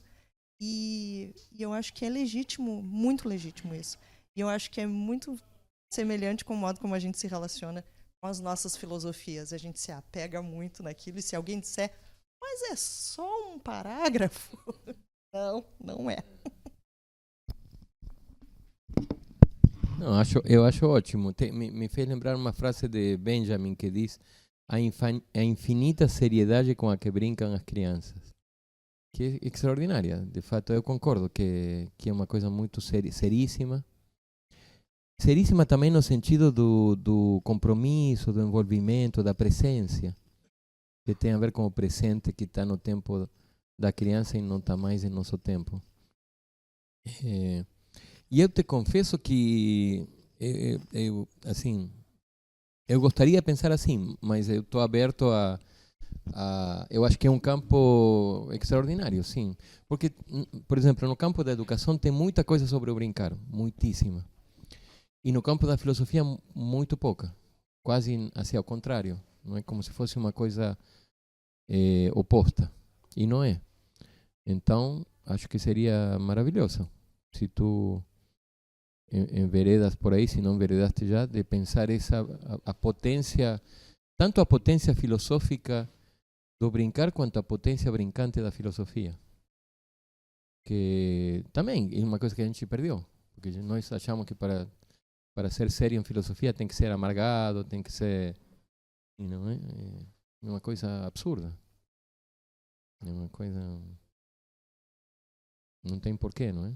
Não tem coisa mais alegre que o sorriso da Iula, da descoberta de pensar, de começar. É uma coisa maravilhosa. É uma coisa assim, que dá muita alegria pensar, perguntar. Terminar nem sempre. Uhum.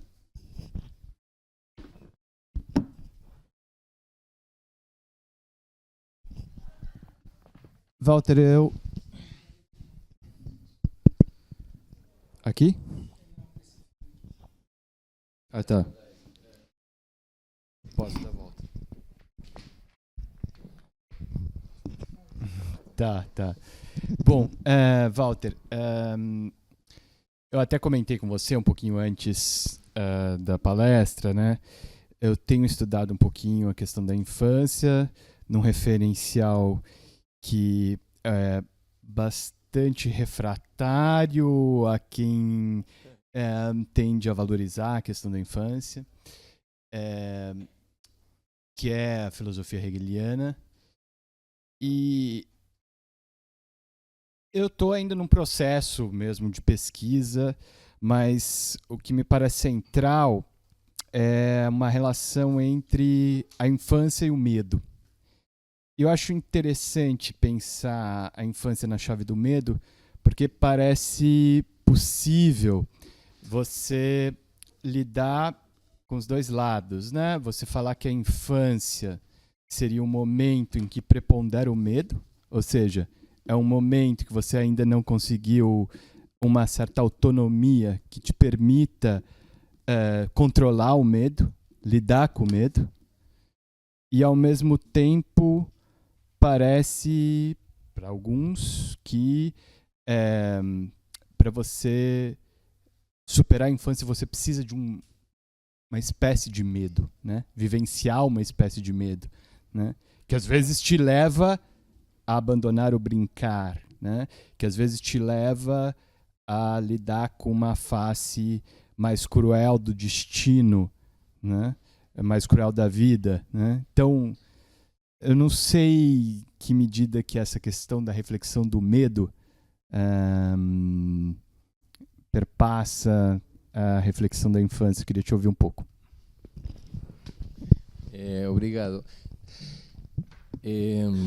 De fato, tem uma coisa que Deleuze diz, acho que no abecedário, se eu não me lembro mal, que diz ele odeia crianças e gatos, não deve ser de todo mal, né? Deve ser, assim, faz um elogio de uma pessoa porque odeia crianças e gatos. Mas eu detesto isso, assim, de Deleuze. Eu detesto as pessoas que detestam as crianças. Assim, então Hegel não me resulta muito inspirador, digamos, não é uma pessoa que eu tenho vontade de me aproximar. Não, mas não, assim, não quero também, não, mas e muito menos com as metáforas que ele usa como ele fala de América e de África com a metáfora da criança despreciativa, né? Então, mas é ignorância, porque não estudei, não conheço. E o medo, não sei, agora que tu falou, uma coisa assim que me interessa, assim, me chamou, me tocou, porque eu fui uma criança com medo, eu senti medo de criança. Assim, muito, assim, uma coisa muito pessoal, né, da minha vida, a morte de meu pai, que foi quando eu era criança e ligado a esse medo assim, à escuridão, medo enfim, muitos medos. Mas assim, eu preciso pensar, mas eu não ligaria isso a uma idade.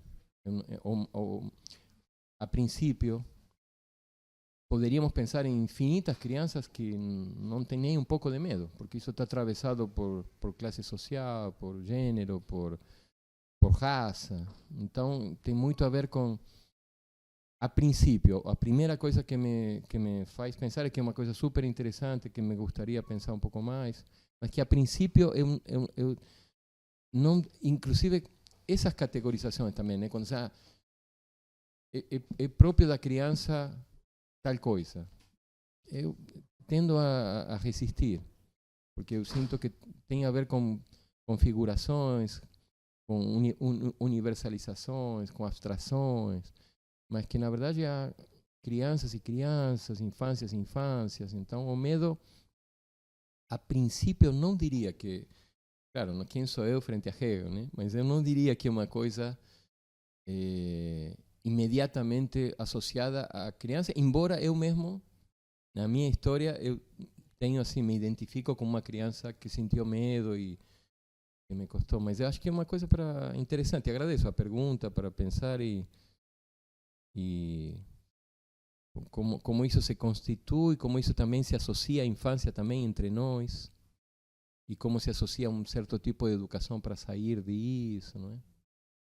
Seria interessante quais pressupostos e que sentidos há por trás de tudo isso. Mas a princípio eu não associaria o medo assim como uma coisa própria da infância.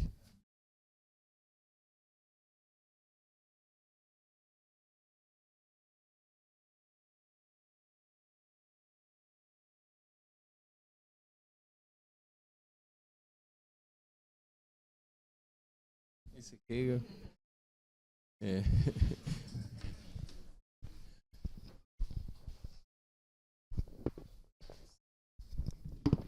Talvez porque eu esteja começando o curso agora e eu vou fazer perguntas assim.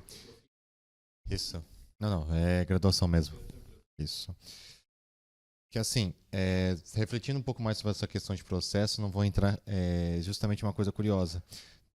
Justamente com a ausência a ausência desse ensino de filosofia que existe no ensino da universidade, da escola, no ensino fundamental, tudo mais, que você pega as crianças em determinada faixa de idade.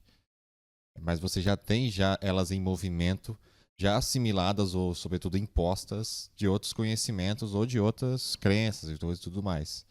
Então, pensando nessa ideia de processo, assim, porque eu não sei, mas eu fiquei com a interpretação que uma das colocações que foram colocadas aqui é dando a ideia que a criança chega em branco dentro da colégio, que a gente possa transformar esse espaço um espaço sagrado, onde ele está livre de interferências externas, sobretudo interferências naquele processo que aquela criança sofreu, tipo, da primeira infância, isso, e das crenças dos seus meios sociais, sobretudo a família ali, sobretudo dos pais, que eu acho que é uma questão muito incômoda para nós que vamos aspirar à graduação, sobretudo, que é a ideia que a gente pode entrar sempre em rota de colisão com as crenças e as posições que os pais procuram impor aos seus filhos. E que se isso vai ser manifestado dentro desse espaço. Pelo menos assim, na percepção, eu acho que deve ser por isso que tiraram do ensino fundamental a filosofia muitas vezes, porque causava um conflito muito maior do que na época do ensino médio, em que você supostamente já está entrando na vida adulta, dentro dessa questão cronológica que 18 anos você vai alcançar a maioridade. Mas eu pensando assim, tipo, estamos aqui colocando todas essas reflexões, mas alguém vai chegar um aluno e diz assim, eu não preciso disso, basta um mistério. Sabe? Eu estou dizendo claramente assim, a questão religiosa, propriamente dita, porque a gente sabe que, sobretudo dentro da periferia, assim, tudo mais, isso é extremamente forte. Isso é extremamente até agressivo, porque você simplesmente tem a coerção pura e simples de que impor aquilo e pronto. Então, eu faço uma pergunta para deixar bem aberto, até para me auxiliar nessas inquietações que eu tenho. Não diria contornar, mas como a gente trabalha, tipo, com as perguntas, as provocações certas, que esse sujeito dentro da sua infância possa criar esse processo de reflexão que possa incidir tanto em procurar reforçar ainda mais, só que com argumentos mais qualificados, as suas próprias crenças, ou até mesmo estar no processo de superar isso, sabe? Tipo, não colocando aqui aquela ingenuidade que a gente vai transformar o sujeito, assim. Mas que ele só já, sei lá, mais crítico. Que pelo menos esse é o senso comum que a filosofia traz. Teu nome? Henrique. Ótimo, Henrique. De fato, estamos agora no tema da palestra, verdade? Que era... Eu juro que eu tinha uma palestra, tem uma palestra, de fato, que não começou, que ia começar aqui. A quem o que incomoda a filosofia no fundamental. No teu caso, tu centrou na questão religiosa. E uma coisa que tu me fez pensar, que não se assustem que eu não vou fazer a palestra. Não, eu senti muita incomodidade em fazer a palestra, porque eu juro que eu tinha pensado fazê-la, mas quando chegamos aqui, tudo que eu estava dizendo do fim, de não terminar, de ficar no meio, no começo, e digo, agora não posso terminar o que preparei, né? Tem que ficar no meio, tem que ser coerente com essa ideia. Mas o Henrique, por isso que quanto antes se começa, melhor. Por exemplo, eu não sei se vocês sabem, tem municípios no Brasil, no Espírito Santo, um município que se chama São Mateus. Tem filosofia na pré-escola. Filosofia é uma disciplina. Tem 37 professores de filosofia concursados. Filosofia no jardim, 2, 3, 4 anos. Indaiatuba, um município em São Paulo, que eu estou agora acompanhando há 20 anos, tem filosofia do 2º a 5º ano do ensino fundamental. 18 professores concursados. Então, não é que não é possível, que tem uma resistência feroz. E não são cidades progressistas, não são cidades assim revolucionárias. Indaiatuba, interior de São Paulo, não é que não tenha muitas pessoas, não tem uma pressão religiosa, mas é evidente que pelo que você falou, Henrique, tu falou, a criança não vem do nada, está passando por um processo escolar, então, como? Tu, uma autoridade impondo. Tu diz que precisa ter ou que tem?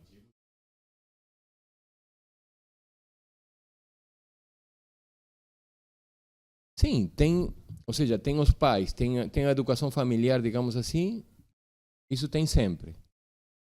Mas quando a filosofia começa, digamos, mais próximo do começo da instituição escolar, ele acompanha esse processo, como acompanha a escola. Então, as chances de que uma criança, como tu falou, tua pergunta, como fazer com que uma criança, as chances de que uma criança sinta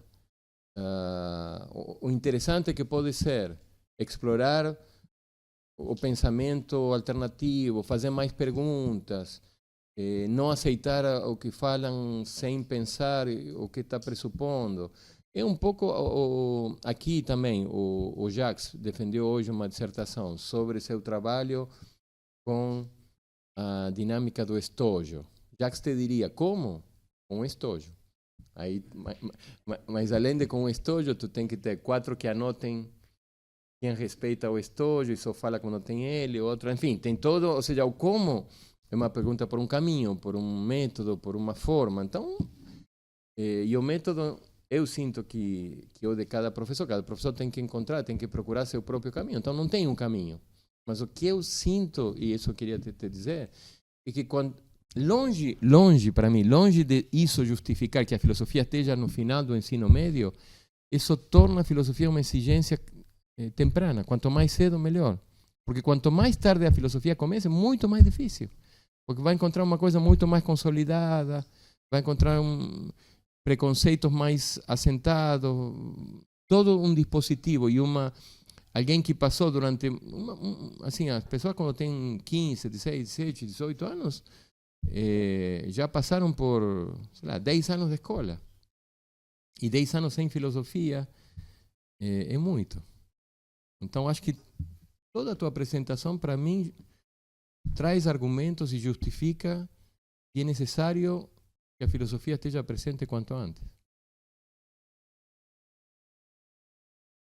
Não que seja fácil, não que... E talvez por isso a resistência, não? Isso tem a ver... Por que incomoda tanto? Por que a filosofia gera medo? Por que tem gente que tem medo da filosofia? Por quê? Que é um título de um livro de Derrida, Qui a peur de la filosofia. Quem tem medo da filosofia? Por quê? Por que a filosofia gera medo? Que medos?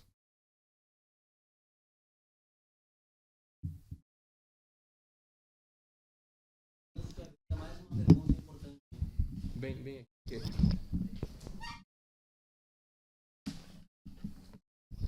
Bom, já que levantei, então vou falar um pouco mais do que eu tenho pensado desde o início. Guilherme, desde o princípio, com as perguntas sobre quando começamos, me ocorreu uma frase de um cineasta italiano, Federico Fellini, em que ele diz: não há fim, não há início, há apenas a paixão da vida.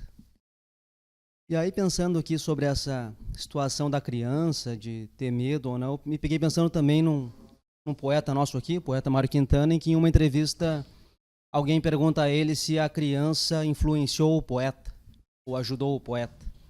E ele diz: olha, na verdade, para mim, a idade é um truque do calendário, porque nós temos todas as nossas idades ao mesmo tempo. Então, acho que dialoga um pouco com o que a gente está pensando aqui. A pergunta que eu queria fazer, pegando o gancho do colega e a sua última resposta agora, é: qual filosofia? Para que eu saiba a quem ela incomoda. Porque desde os anos iniciais do fundamental, a gente começa a trabalhar em alguma medida com a disciplina de história, por exemplo. O encadeamento de fatos, pensados mais ou menos problematizados, mas a gente tem essa disciplina acontecendo ao longo da nossa formação.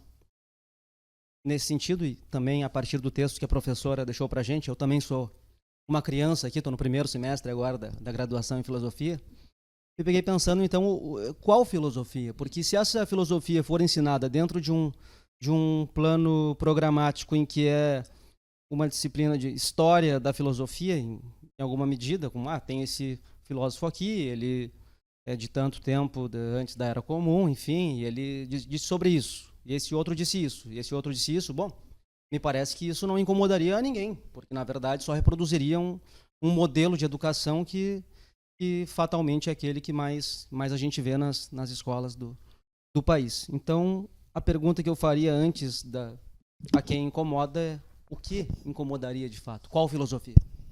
Ótimo, Guilherme. Sim, é ótimo. É uma pergunta importantíssima. Sim, fundamental, não é? Porque me lembra na verdade, a gente deveria falar filosofias, né? Não há uma filosofia, sino que há filosofias. Então, qual de todas elas é que estamos afirmando quando falamos em singular? Me lembra um estudioso napolitano, colega, amigo, Giuseppe Ferraro, que publicamos um livro aí na editora que eu recomendo muito, que se chama Crianças na Filosofia. Não é nem filosofia para criança, com criança, crianças na filosofia. É muito bom, muito bonito.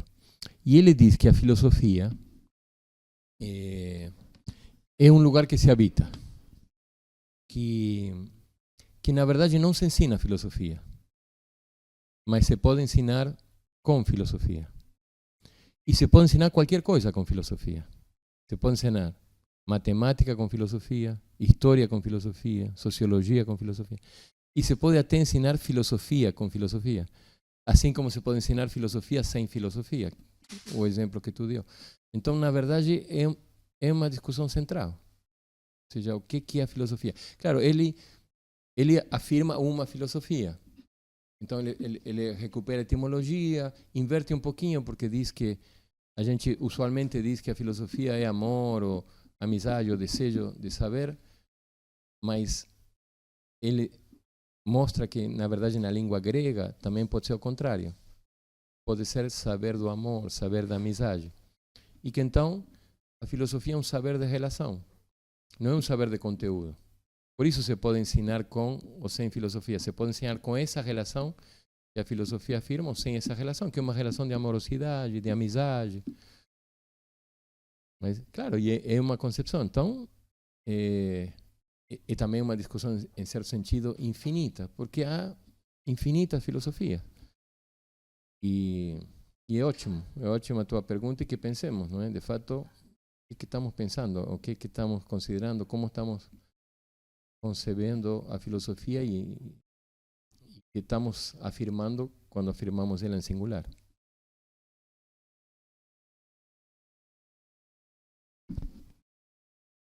Eu pensei que tu ias querer fazer uma pergunta, mas eu acho que tu está querendo que terminemos, Rafael.